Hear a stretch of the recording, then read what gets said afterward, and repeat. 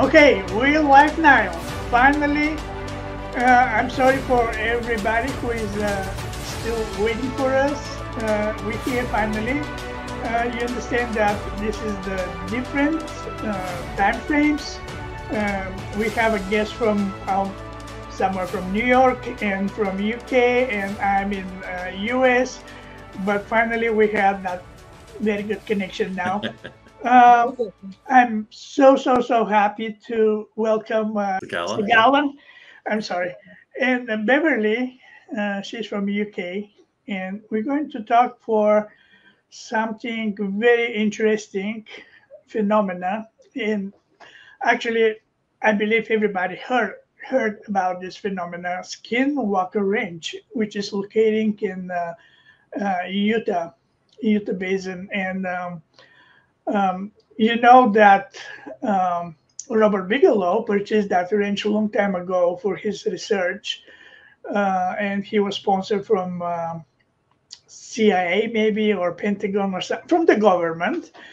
He done some research, and he looks like he just quit that ranch because I believe he was scared from all these experiences he has in that area. Then Brandon Fugal, very wealthy man from Utah, he purchased that ranch, and when I'm talking about this with friends, I said this is the new toy for Brandon, because he would like to collect stuff, doesn't matter how much cost.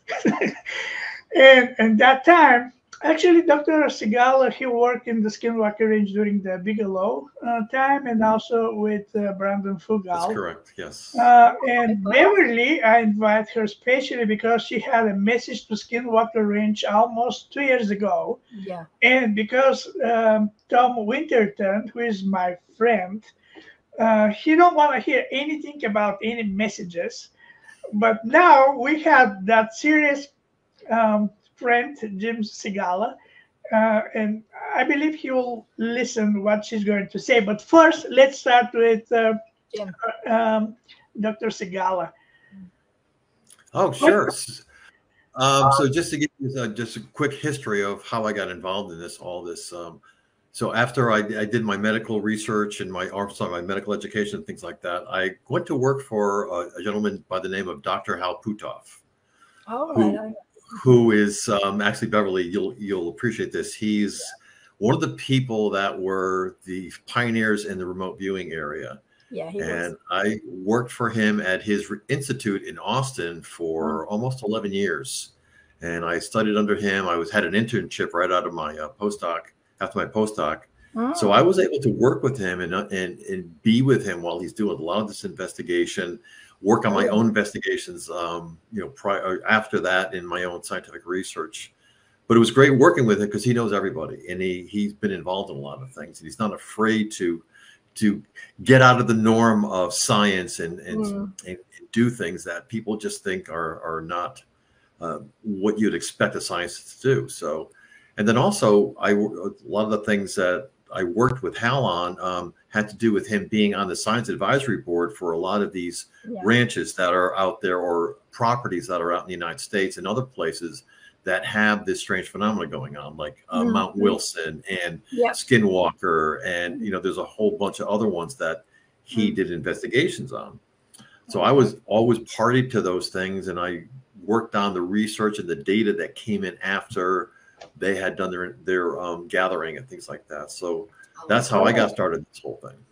It's good because there's a commonality amongst all of the ranches, particularly with the beings that are there and the oil deposits, because they are underneath the oil deposits. And I think there's a commonality with that, because the energies, from what I can see, both from an RV point of view and from the energetic point of view, that seems to be the common golden thread that runs across all of these ranches. Yeah, if you take all of the anecdotal messages that people give while they're there, you could pick out words, and you can get those same words in every single one. It's very interesting. I agree. Okay, and how you get involved with Skinwalker? So when Bob Bigelow owned the property, he, like I said, that Hal was on the science board. and he kind of let Bob understand what the steps would be to do a really good investigation. And he was, they were very close. When Brandon Fugel bought the property, Hal also became his science advisor.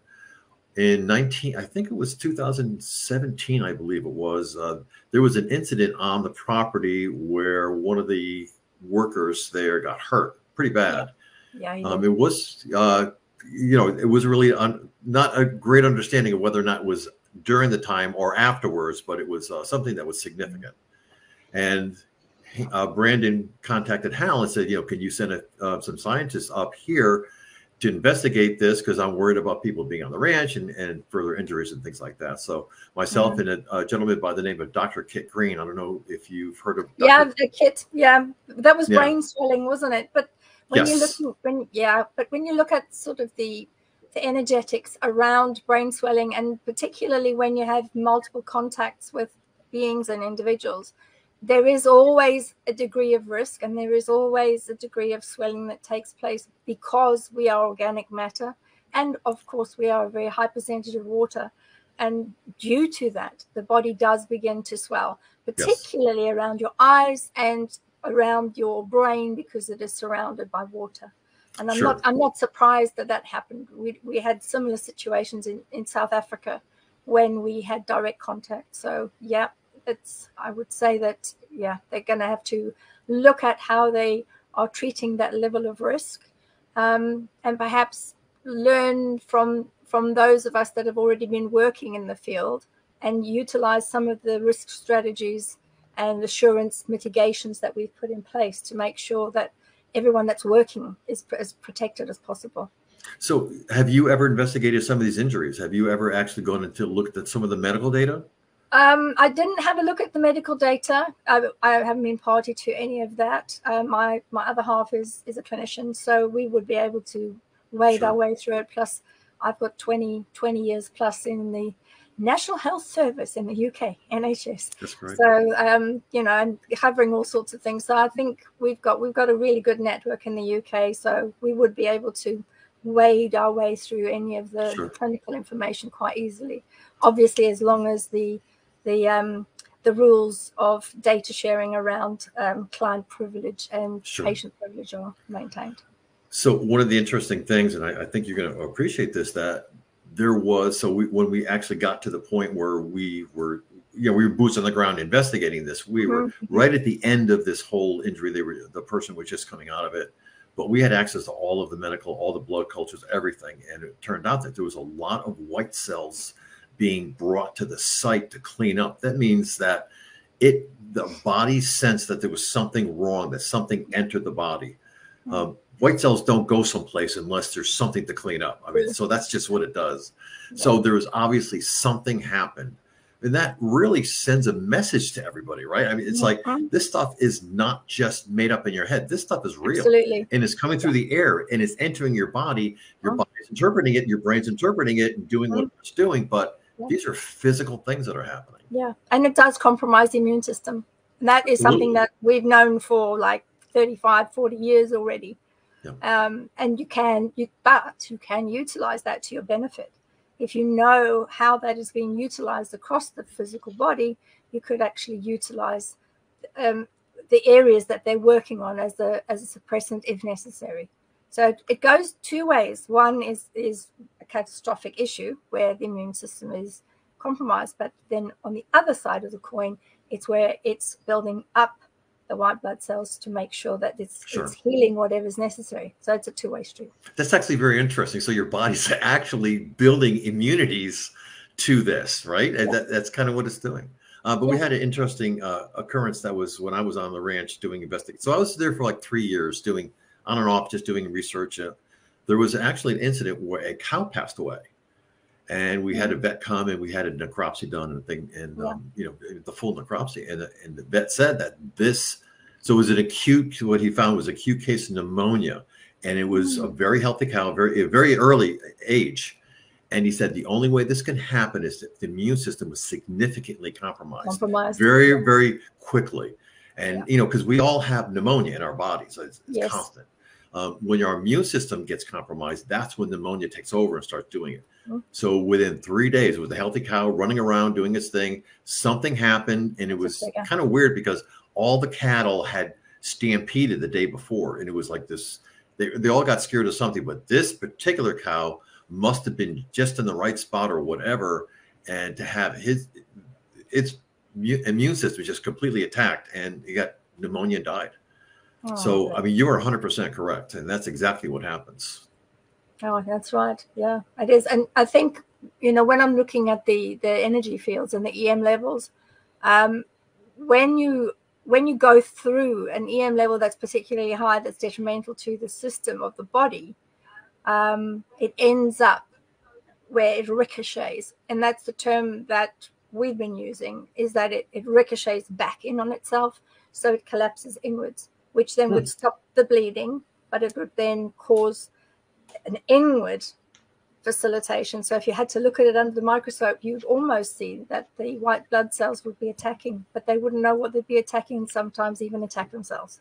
Well, that's very interesting. You're actually saying that, because one of the current researches that we're doing is autoimmune connected to experiencing and remote viewing. So Dr. Green and I have been working on this, and do you know Colin Kelleher? He's Colin is another scientist that have been working on this. Yeah.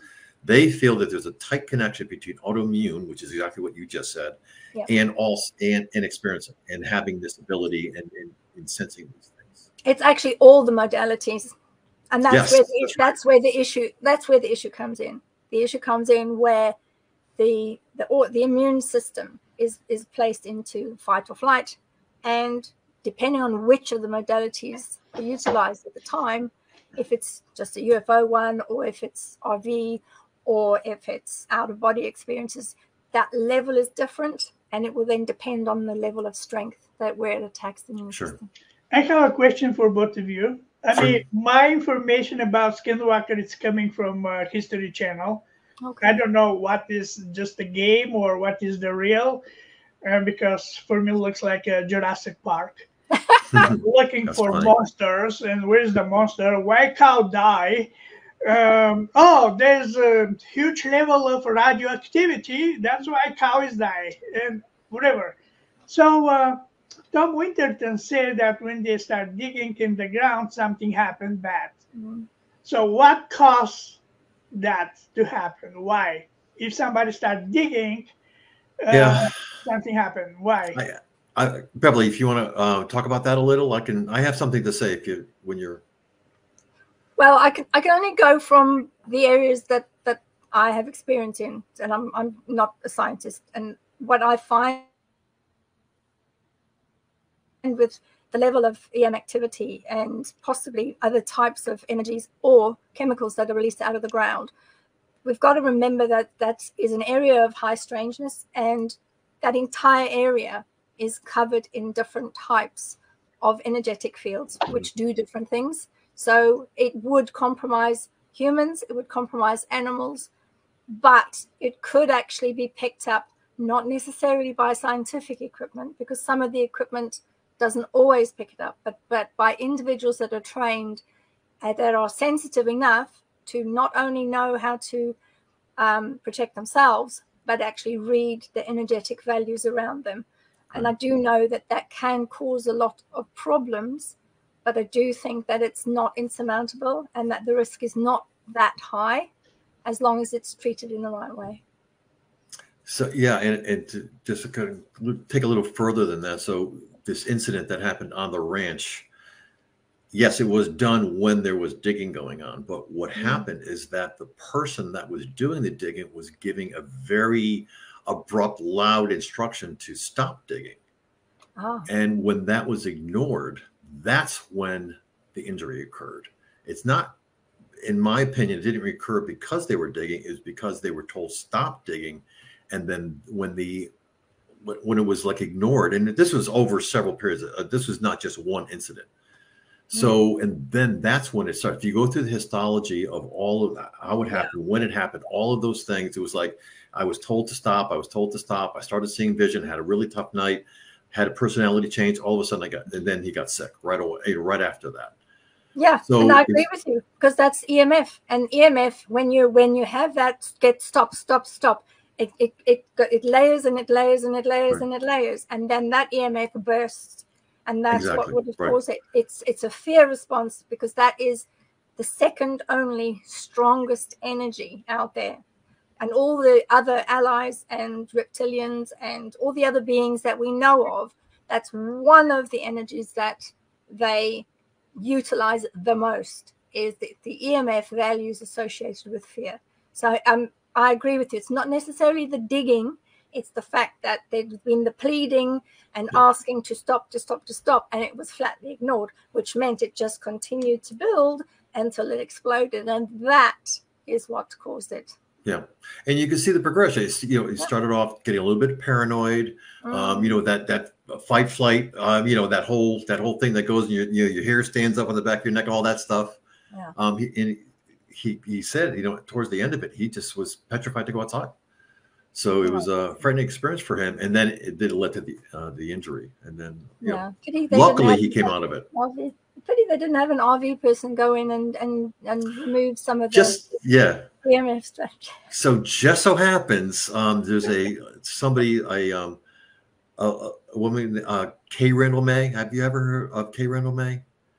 She's a significant remote viewer, and Kit Green went to her just before this happened, and she laid out the steps. That is exactly how this thing was going to play out well before this thing happened. And she had no idea. And when, of course, I know you do this double blind, where when Kit went to her, he didn't say anything. He didn't say anything what this was. And then she started just rattling off all these things, and he documented, and it was like exactly what happened. So kind of scary, and it's going to happen again, by the way, just so you know. Interestingly enough, after the 3 years that I was researching that particular site, I said, wait a minute, this is very interesting that it's happening here, but it can't just happen here. It has to happen all over the place. So I spread out all over the Uinta Basin and started looking at other things that are happening out there. And it turns out there's hundreds and hundreds of occurrences and people that have significant injuries, or maybe had significant experiences that all had the same type of thing. It didn't have to happen on Skinwalker Ranch. Because Skinwalker Ranch could be anywhere. Yeah, and what I found was that it was more prevalent higher up towards you got to the Uinta. So the Uinta Basin is like this big, and it's a basin basically, and then it's ended by a mountain range to the north. The closer it seems that the closer you get to those is more prevalence of people being affected by this, and it was just very strange. So exactly what I did is that I was lucky enough to know some people in the Native American cultures and things like that, and they're amazing when you talk about amazing experiencers. Anyway. I was able to put equipment in their houses and on their person that allowed me to monitor the fields in their local environments, and also at the same time gather data from them on a daily basis of what experience have you had? Did you get that taste in your mouth? The metallic taste. Did you get the earaches? Did you get tinnitus? All the daily basis, and from then I compiled a significant amount of data that shows that. There's really some very interesting things happening, and you can't discount it statistically.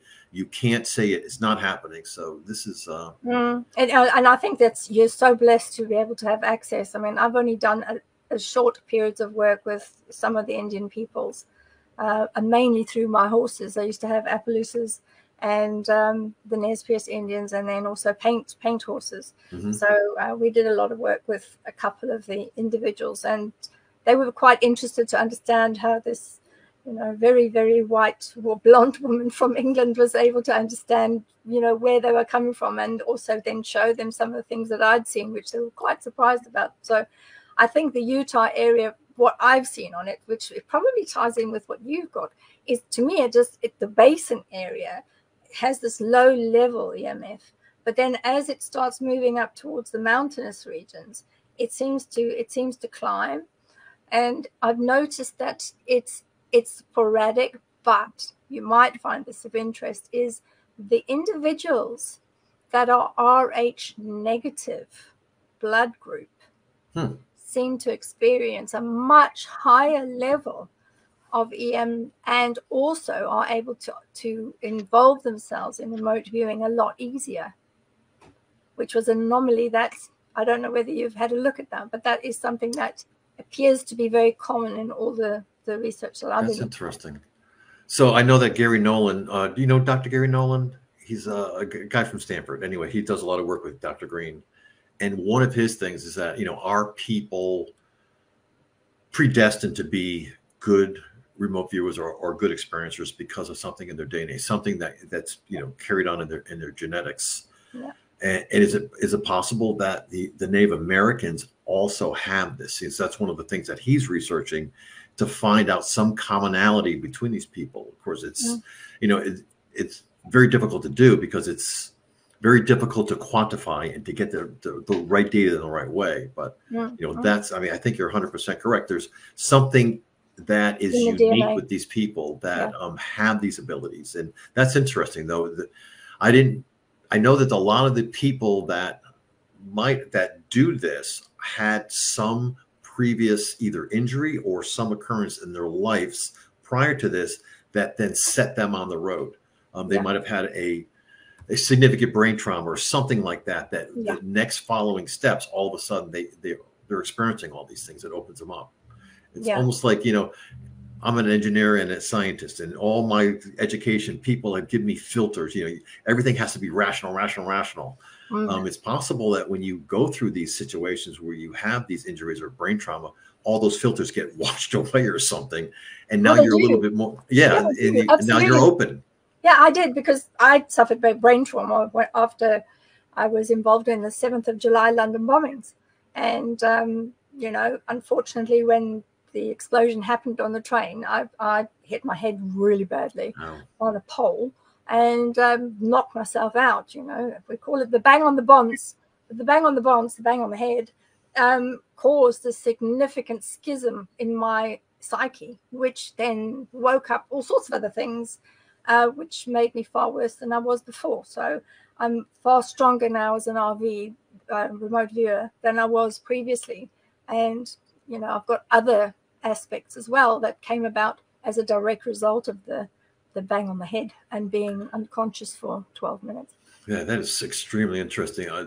So the study that we did and I was very, very fortunate to be joined by a Native American who helped me do this. She's the one that got the PERT people and signed them up and all this other stuff. So, and it's kind of interesting. So we got like 36 total people that maybe 30 were decent, really, really active and things like that. And you would start analyzing these people and recording all these people, and you'd find out one very interesting person. Then you go talk to them, and they would tell you, oh yeah, by the way, 10 years ago, I was in a car accident. It was always something that catalyst. Oh, and then there was a couple of them where, you talk to these people, they're, just regular people that are, school teachers or whatever. And you say, what is your heritage? And they say, well, it just so happens that I did that DNA test and I find out I have a little Native American in me. Oh, so it's all these crazy things that, like, you go down the road, you say, well, these are very similar people, but they find out that they're all traced back to something that happened to them that made them this. This is the catalyst. Yeah. It's a great cohort. I mean, over 30, gosh, that's an amazing amount when you know how we battle with cohorts of individuals to participate. 30 is a great. That's a good. It took 3 years though. It took a while. So it didn't. Well, so if I understand correctly, you've done some kind of research what is underground with this specific equipment, and you found something like a caves maybe, or kind of like that. Also, you have footage of some unknown flying object during the day and during the sky. I don't know if you've been for all these events over there in the range, but that was report for the History Channel. And my my understanding is that this area, especially with skinwalker, have some kind of intelligence or mood, because sometimes you can have very high level of radiation or electromagnetic. I didn't do it. It wasn't me. That's funny. Sorry. Just had to say it wasn't me. So I don't know if I'm right, but something really like intelligent things exist, maybe in this reality, maybe in the close another reality, or you said something happened from the air. What exactly happening, and why this place is so significant, and not only Skinwalker, but all this area with all this sightings with UFOs or paranormal? Because I spoke with a police officer from Native Americans, and he said that he has his indoor cameras in his home capture shadows and moving stuff. So it's a lot of phenomena in the one place. And I remember when I talked with Ray Hernandez, he said this is actually one phenomenon. There's a lot of stuff, but it's only one thing with different manifestations. Yeah. Yeah, right. What do you think about this?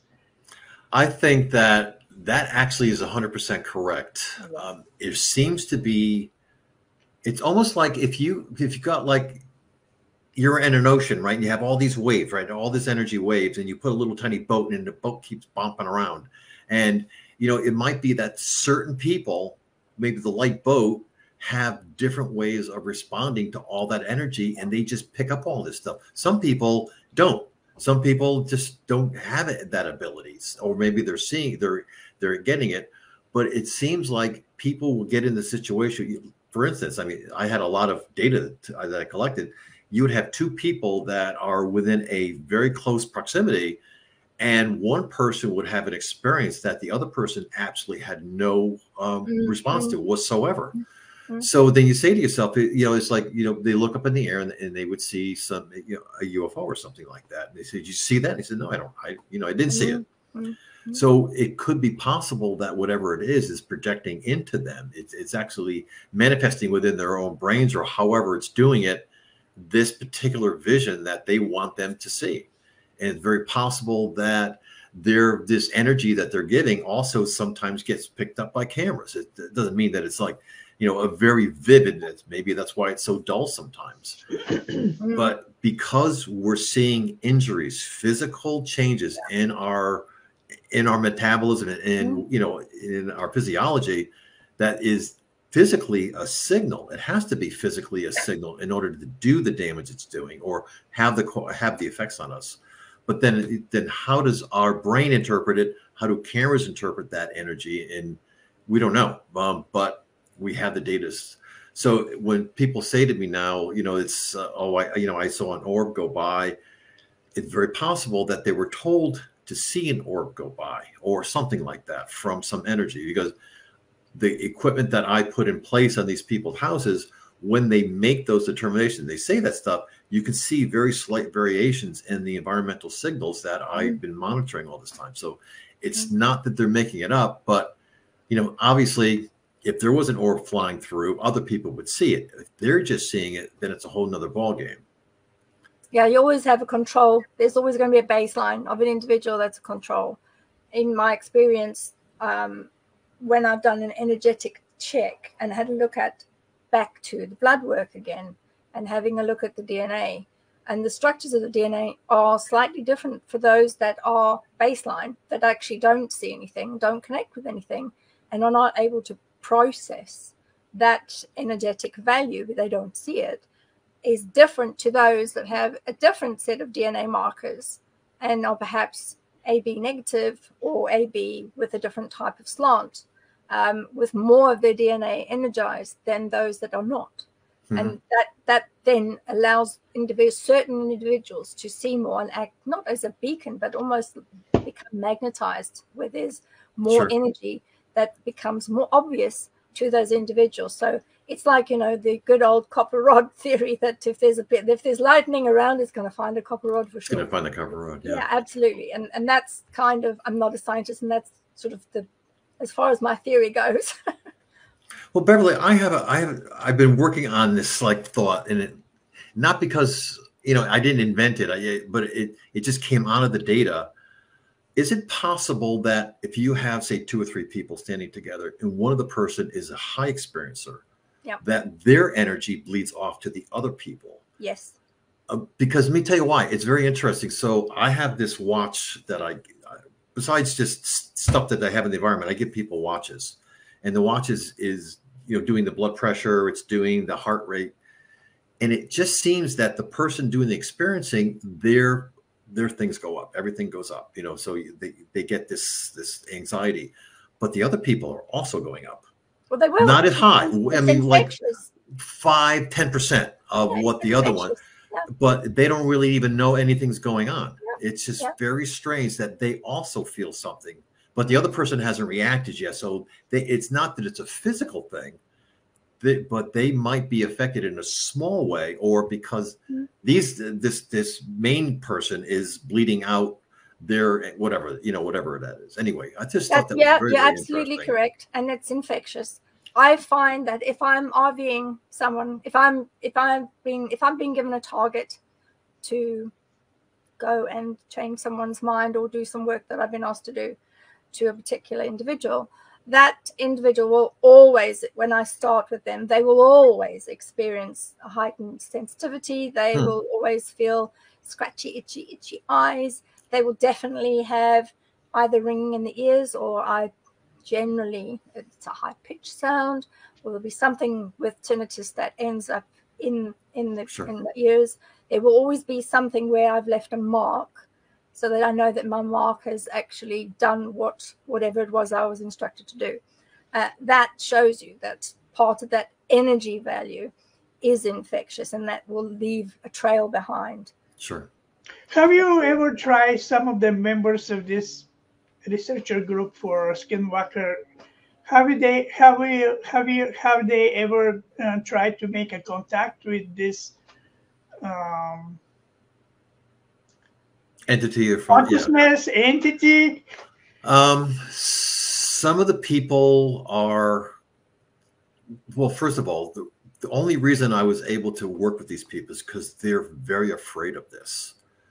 And this is not something this is, and the reason, so a lot of the reason that I got involved in this, because they came to me and said, look, you know, this is something I can't live with. I'm having a trouble. They go into, sometimes it's so bad, they go into a catatonic state. So they were afraid to leave the house and go in the car and drive on the road and stuff like that. So that's when I kind of prompted to help these people. So them to take the step to try to talk to it and try to rationalize with it, really, it only happened towards the end, and it was only happened very specific people. Like, for instance, there was one individual that was a very good experiencer, and a lot of really good data, would sit down and actually converse with a Native American chieftain from 1,000 years ago. I mean, and she would sit there and take notes in a language that it's been antiquated for years and years and years. And she would actually take that through. She would sit down.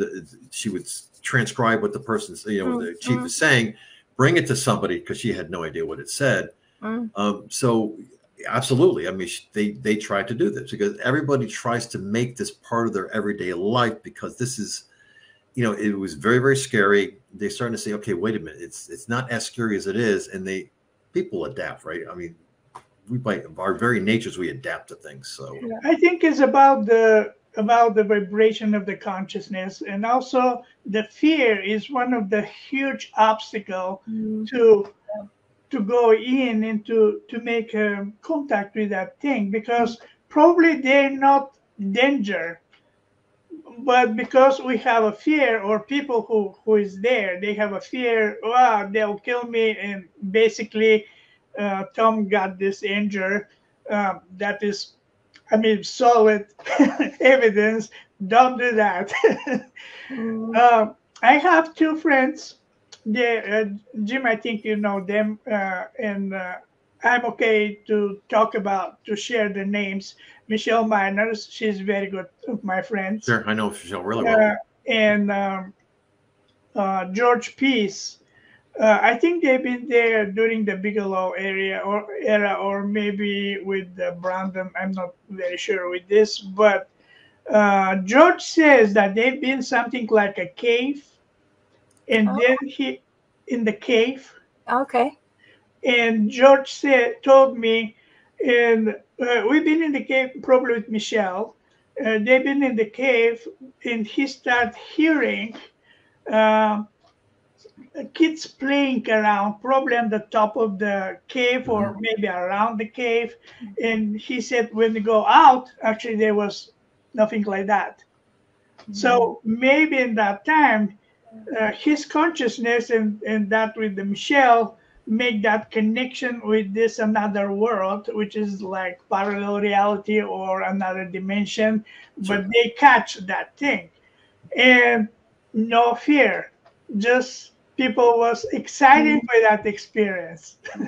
Well, as they're children playing, I mean, there's nothing fearful around children playing. But when we go back to the cave particularly, and we go back to the photograph of the ant being that lives within, well, way underneath the Skinwalker Ranch and the other ranches in the area, it is probable that part of the clairaudience, so when you're able to pick up the sounds of the other civilizations that inhabit our earth, it is possible that the two individuals were able to hear the children playing of the ant people that live beneath the surface of the earth, underneath where the oil areas are. They're even deeper than that. It is possible that that is what they heard. And now, with Bevърли permission, she sent me a picture, and she said that picture never been showed in the world. No. And it's about something what happened underground. So with all this expensive equipment Brandon has, researching Skinwalker, Bevърli can do that only with crystal and super powerful consciousness. And now I'm going to try to share that picture, and then I'll be very interesting to see what Dr. Segala will going to say about this. And by the way, we have invisible helper from the other side, and also in this side of the world. This is Red Cat. She's going to managing the questions. So thank you very much for first everybody who enjoying in this podcast. We have watchers from UK, from Germany, from US, and Bulgaria, of course. Okay, let's try to share that. I will, while you're working out how to share it, I'll let everyone know that it is a normal standard crystal, either a citrine crystal or a quartzite crystal. And those RV energies are channeled directly into the crystal. And then the standard mobile phone is what was used to take these photographs. I know that sounds a bit weird, but that's how it kind of works. I've simplified it. And then originally, I then did a drawing, which I can share with everybody. And this is what he looks like. And I've taken some notes about what I've seen. And then thank you very much. Actually, can you show your scratch, please? Mine's a horrible sketch. There it is. No, it's not horrible. I'm not good at these things. I'll get someone to do it properly. But this is what he looked like. He's very peaceful, and he and the beings that were with him, were very clear about the message, not just for Skinwalker Ranch, but that entire area of the Wilson farm and going all the way up into the reservations and the peoples. And basically, he said, remember, as above, so below, and remember that we are way advanced. And if we want to be seen, we will be seen. But you're not at a position yet where we trust the individuals enough to be able to be shown. But we are there. So I think there's a lot in the message. Okay, I'll try one more time to Try one more time. share screen, right? Okay. That's it. Share Present. screen, present at the bottom. You're too And clever, then- Jim. I would be happy to work with you on anything. So if you want some Yeah, help, with stuff or present, and then share screen. I Okay. can't see anything And coming then up. don't show this again. Share screen. How to go to Windows. I think in the middle tab you can pick a particular window or a particular screen. Yeah, it's not the reptilian one, it's the ant one, the one that's got the big eyes. Oh, look, something's happening. There we go. Okay, now where is my download things videos? There are the two others as well. The other one is one of the reptilian races that have left one of the crafts on the mesa, or on one of the mounds. Part of their craft was left in the mesa. That was that one. And then the other one is a mountain being that the Indian individuals, particularly the elders and the shaman, will know that picture, that photograph, because they know the mountain energies and the beings. There's those three that I sent through. Oh, maybe here. Beverly, you can share your screen. I don't have it on this one. I've got it on my phone, which is not. That's not good. Yeah. I know. Okay, so it will be very difficult for me to do this. Okay. Now, how to? We're not techie, you see. Is there anything particular, Jim, that you would feel that I could help, or that we could help with, to try to smooth the way with various things? Or, I think if we could use 16.1 gigs, because that is the common area to contact those individuals. Okay, I will try to show from my phone. Yes, there it is. There you go. You got to go back a little bit. Yeah. Your screensaver. There he is. Oh, wow. Yeah. Wow. And the other picture is more interesting because you can see much clearer the face. I mean, if you want to send that to me, I can share it. You just send it to my Gmail, and I can share it. I'm going to send it right you now. know how to do these things. Yeah, that'd be great if I could do it. I think the best contact was utilizing sound waves and music, because that's either that or mathematics, one of the two. But I think sound waves on 16.1 gigs will work.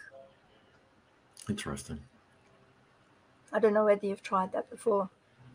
No, we're more in the microwave area, so lower frequencies. Looking at things that are, like the millimeter waves, bigger waves, and things like that. Never tried 16. How did you come up with 16 gigahertz?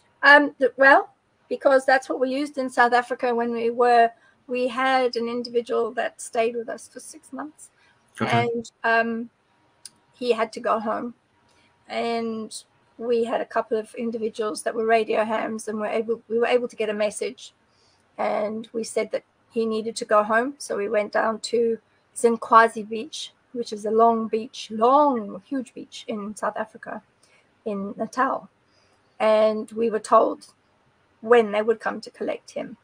So we took him down to the beach, and a small group of individuals, about 50 people, we went down to the beach to say goodbye. Okay, I've sent you 3 pictures now in your Gmail. Oh, good. Perfect. There we go. Someone that knows the technology. Yes, funny. Always helpful. All right, so I'm going to download them real quick so I can do this quickly. And everybody who is watching right now, if you have any questions, you can ask in English or Bulgarian or Russian, and I'll try to translate to English. don't be afraid to ask questions. I don't actually bite, which is a surprise. Most people think Yeah. I do. You're in the safe place, and Skinwalker is not following you. I promise you. No, they won't be.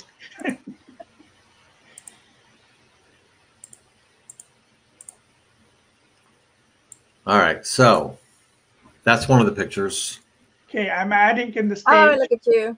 Okay, Yeah. now that one is a reptilian. That is a reptilian, and that is the mountain being energy, ancient being, and that one is the ant person. Okay, so I'm going to go back to the first one, and then I'll do it slowly. So there's that's the first one. The reptilian, yeah, that's the one who had said that the craft within the Mesa, the remains of the craft in the Mesa, that is part of their craft. It's unlikely they will be returning to collect it because they don't need it. So it's just that was the message on there, but it's very obvious that he's reptilian. He's one so of the Beverly, this is super. So how did you take this picture? This is amazing. This is taken. I think this one was with a citrine quartz, but it was taken through one of the ladies that I collaborate with, which is Casey Clara, and she has a channel where she publishes everything that she gets through the crystal. We've both been doing similar work, and it's channeling work where the RV energies and images are placed energetically into the crystal. And then you take the normal bog standard iPhone, and you just take the iPhone and then have a look to see what you've got. That is so intriguing. When I heard this one has a little color to it. Excuse me. When I heard about reptilians, and I all the time it's negative experience with the people who had face-to-face with reptilians. And Bev, you said that this reptilian is cool. He's fine. There are draconians, there's royals, there's others, but there's over 67 reptilian races. And just because they're reptilian, it doesn't mean to say that they would prefer to see the demise of the Lulus, which is what they call us. Humans are called Lulus. I'm asking. The Lulu race. I'm asking this because Bulgarians is more involved. They want to know more about reptilians, and everything they're talking about reptilians something very bad.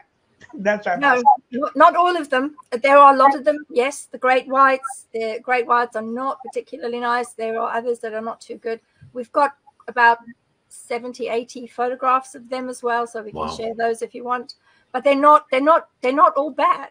You know, just as much as you get every race of beings on this planet, you know, all humans have got those that would, you know, are warlike, and those that are not, that are peaceful.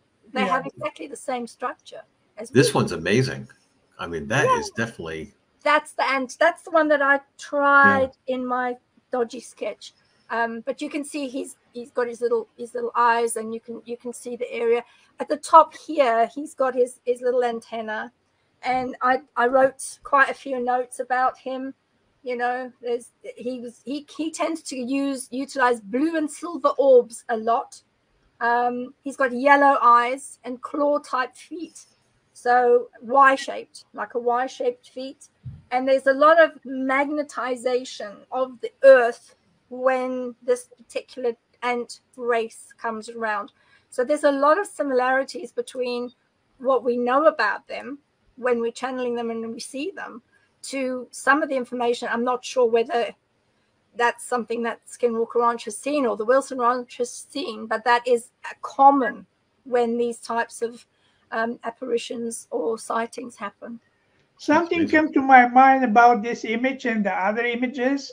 We see that they're not super clear, and they are. But because of my opinion, this images is from another dimension, and with different vibrations. So if we have, if we're much more closer to them vibration, probably the picture will be much more clear then. Oh yeah, definitely. I mean, when I saw him directly, I mean, he was like nearly 7 foot. He was very tall and absolutely clear. So not just a head and shoulders, which is all you're going to get in the crystal. I mean, the crystal that I have is is only about so big and so high. Casey's crystal, she's got a number of crystals that she uses, including citrine and quartzite. But quartzite is particularly good for being able to produce the images and take a photograph of. For the viewers, I want to say that that is not a science fiction conversation.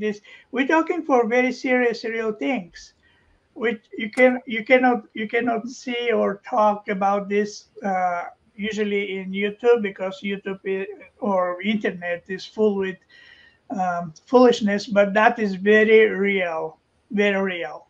And that's why we wanted to share the message that the little individual had to say, because it's key for him to get this across, you know. Also, I think there are, with him, he has a lot of opportunistic holes in the ground.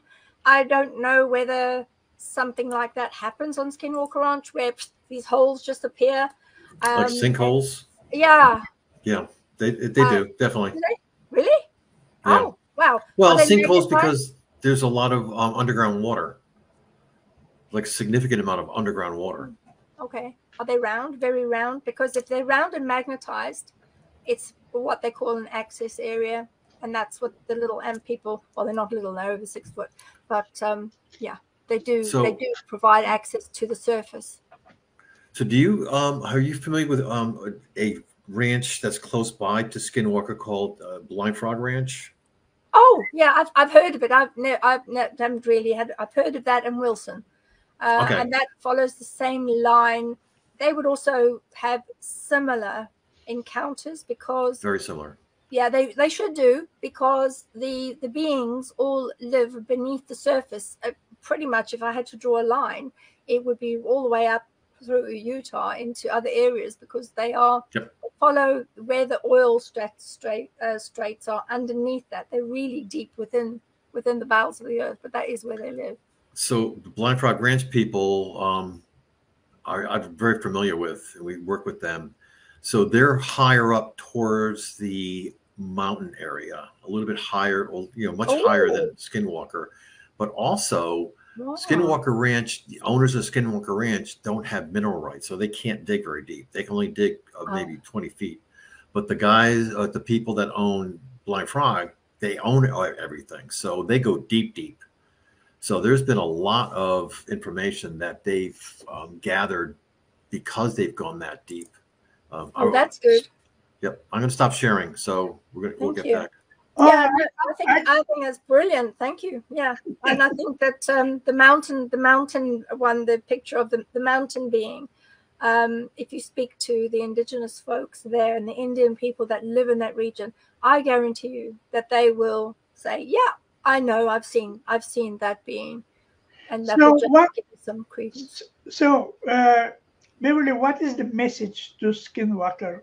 Basically, what is it? I think what is important for them particularly was that they've got to start understanding that they are far more advanced, and that they've been keeping out of the way. When they start evaluating their spiritual side and their energy, and they bring science and spirituality together as one, that's when they're going to find a lot more answers. And particularly where Brandon is looking for off-world answers, they will be there, but they will need an interpreter. They will need somebody that understands the energy, not from a scientific point of view, but how to absorb that energy and channel that energy in order to be able to say what needs to be said to the current owners. Sure. Unfortunately, I'm not sure yet whether that's something that's going to make good viewing, but it certainly would make a difference to a lot of people. Well, ironically, part of the reason that the majority of the reason that I got away from the area or the Skinwalker Ranch is because exactly that. Their whole psyche as far as investigating this felt that if they just applied science, they would get all the answers. Bob Bigelow did that. If you apply science, you get all the answers. When I started working outside there, I actually started working with Michelle Miners. And together, she was the spiritual side and I was the science side. So we then attacked the problem from both sides. Exactly. It's ironic. Exactly what you just said. So she said, you know, I understand that there's a lot of going on in the environment spiritually. And I said, okay, there's a lot going on in the scientific sense. So that's when we started to really get some really good data when we put our heads together and started doing this. So she was very instrumental in all this data. And we are now, you know, working up more north with the blind frog people up, you know, and getting much, much better results than they ever got down at Skinwalker. You know, Skinwalker Ranch, they want to make a drama. They want to, or actually they want to make a reality show. I mean, that's kind of what they do. So everything is bang, you know, bang and, you know, send up rockets, do all that kind of stuff. But I think they missed the point that the phenomena, whatever it is, interacts with people. They don't interact with the property. The people actually create the, they might be, the people go on there and they might be amplifying what's there. And then you start seeing things. But I think they missed the point that it's not about, it's about the people. It is. It just happened to be. It's our energy bodies and it's all our levels of our auras. And that is what they're connecting with. And if we can try to get that message across, use the correct gigahertz, it's like EVP, you know, electronic voice phenomena.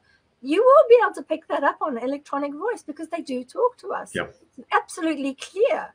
But we just need to start using our energy bodies and the water inside our energy bodies because that's key, because it's something that they don't have.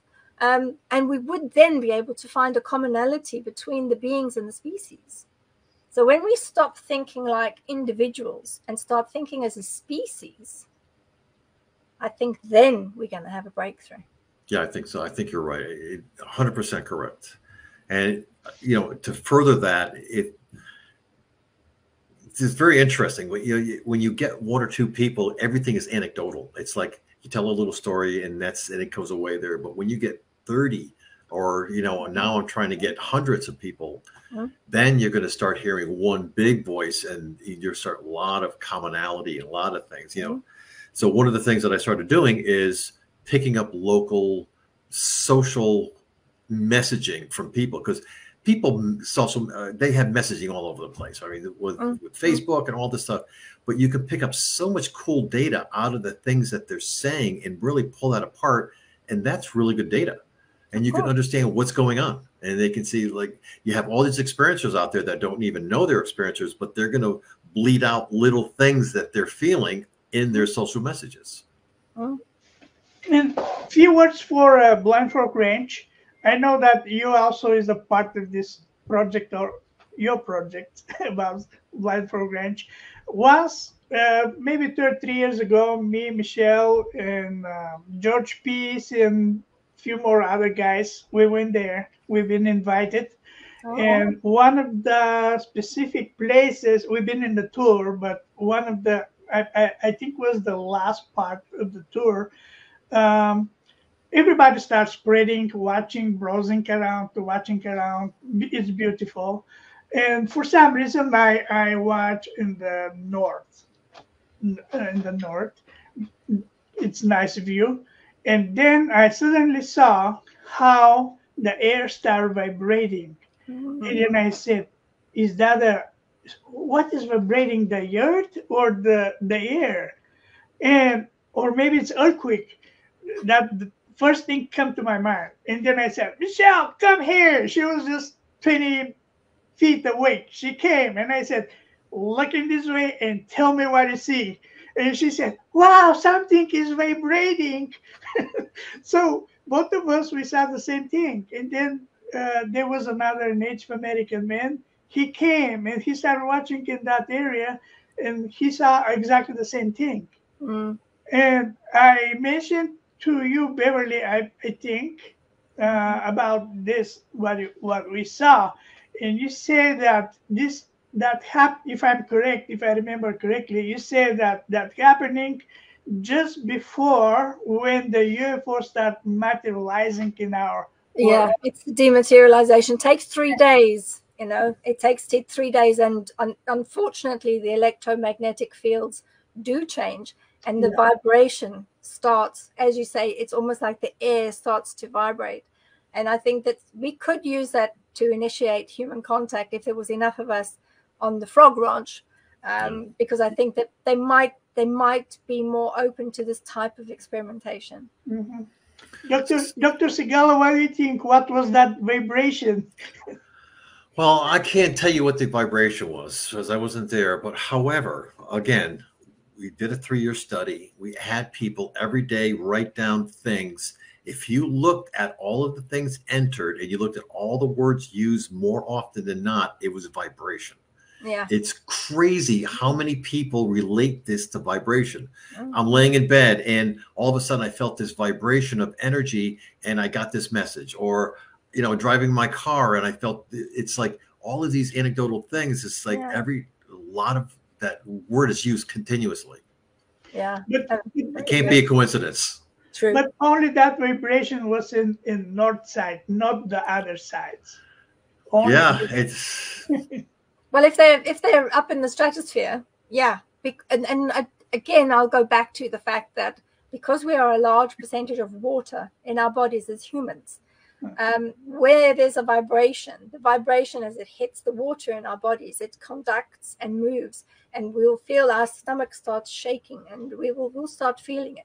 So I'm not surprised that there was the vibration, but generally we found when, like through Africa, when I was going through Africa and going to various key sites where, you know, there's like a corridor there where, I mean, it's quite common to see them anyway, where the UFOs materialize and dematerialize, which is how I know that it takes 3 days because I timed it. And that was it. My stomach started vibrating, and everybody else on the team, their stomach started vibrating too. So we kind of know how the phenomena will react to the human body. And I would imagine that the blind frog ranch would probably have the same sort of situation happening. So do you actually get a better experience with contact or remotely? I mean, just completely. If you were touching the matter that was involved in this, do you get a better experience? Oh, a far better experience. I get what we call, well, Casey and I have kind of coined a term. We call it a download, which sounds crazy. It's like we're not techie. That's funny. We're not techie. Yeah, well, we didn't, you know. Yeah, we just that's a good word. I like that. Yeah. So it's a download, and it just comes, and it attaches to the water in the body first, and then it just comes through thick and fast. And then I've just got to, you know, do my silly little sketches and write everything up as quickly as I can and fill endless books that are in my loft that are being transcribed at the moment. But yeah, as long as I have a really good connection, the download is significant. That's interesting. We're still waiting for questions. Maybe everything, probably people, the viewers, they know everything and they don't have questions. They understand everything perfectly. Just a few more minutes. We're going to wait for questions and then we'll close that podcast. Just I want to say a few things about Bevърли. We know each other for 3 years or something, or 4. She was a part of one case in Bulgaria. We had a young boy, 11 or 12 years, I forgot the age, autistic boy, and he was kidnapped. Yeah. And Bevърli was able to, we work with the police department who searched for this boy, but Bevърli was something like the person who was 100% described the address of the house where the boy was kept with a lot of details. She saw, she feel the smell, she see the sounds around the boy. So that's just amazing. And the police officers, they, because we're in direct contact with them at the same time, and they confirm, they said, yes, this is the street. And the number of the house in the street is exactly like that. And finally, after 1 week or, yeah, I think 1 week. 9 days. When he is missing, finally, with Bevърli's help and another man from Canada, Martin. Martin, he also is very good remote viewer. With both of them, the boy was saved. Yeah. So I'm very impressed with Bevърli's skills and everything she's doing. She's super cool and kind and helpful. I trust her a lot. Let me see if there are any questions. Oh, there's a questions. Oh, wow. Yeah, we have question from Emilia, and she asking, sorry, I was not able to join the stream from the beginning. I'm interested in RV, but never experienced it. The images you showed us are unique. I have never heard pictures taken by quartz crystals. EVP phenomena is also very interesting. Thank you for sharing this information with us. It's a pleasure. If you want to say the final words, Dr. Segala, and then Bevърli, and we're going to close that. Yeah, so I really appreciate you guys coming along. I just want to let everybody know that I have a couple months ago, a lot of people were asking me, but I put all the research that I put, all the data, I put it on a website so people can access it, and I actually put it in our chat if you guys want to actually put that, show that to people. And it's all open. You can use it, you can read it. It's all basically what Michelle and I did for 3 years in Uinta Basin. Oh, fantastic! Is that experience-studies.com? Yes. Ah, okay, brilliant. Yeah, I think that is absolutely awesome. Yeah, I just also want to say thank you, Ivan, for such kind words, and and everything that you've said. But obviously, the focus for us at all times was to make sure we brought the child home safely. So I'm pleased that you recognized what we were all collectively able to do. And Jim, it's been absolutely wonderful being able to share and as colleagues being able to look at what I think and what you think, and even though we're from two totally different sides of the track, that it seems like it's very similar. So I would certainly be honored to work with you in any way you would like in the future. Thank you very much to have you, both of you. You're amazing. You're awesome. And the last announcement before to close this review, I'm trying to set an international UFO conference in Bulgaria, Sofia. That will be 4th to 6th of October 2024. And you can get more information with the website ufodisclosurebulgaria.com.